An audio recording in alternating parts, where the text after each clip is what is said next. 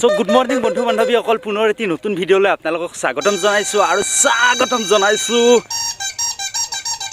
সুন্দৰ এটি প্ৰাকৃতিক মনোমোহা পৰিৱেশৰ মাজলৈ।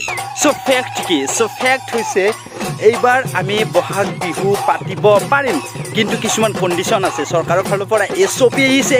SOP means standard operating প্ৰচিজিয়ৰ।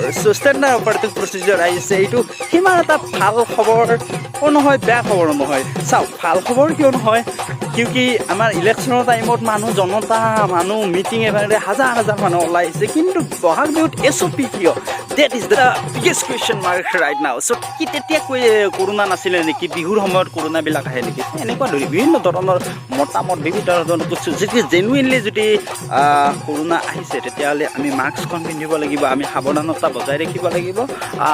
Date is fine. এতিয়া কথাটো হৈছে জোনছ ব্লগ যিসকলে চাই আছে, যিসকলে ছাবস্ক্ৰাইব কৰা নাই, তেওঁলোকক মোৰ অন্তৰৰ পৰা এটা আবেদন, আপোনালোকে ছাবস্ক্ৰাইব কৰি লওক চেনেলটো, কিউকি জোনছ ব্লগ চাই আছে অসমৰ বিভিন্ন প্ৰান্তলৈ। আপোনালোকৰ মৰম দিহা মৰামৰ্শ মোক লাগিব, আৰু তেতিয়াহে আগুৱাই যোৱাত সহায় কৰিব। আৰু চাওক, এতিয়া কথাটো হৈছিলে কি, এইপিনে ভাল হ'ব, এইপিনে সূৰ্যৰ ৰশ্মিটো পাৰফেক্ট আহি আছে।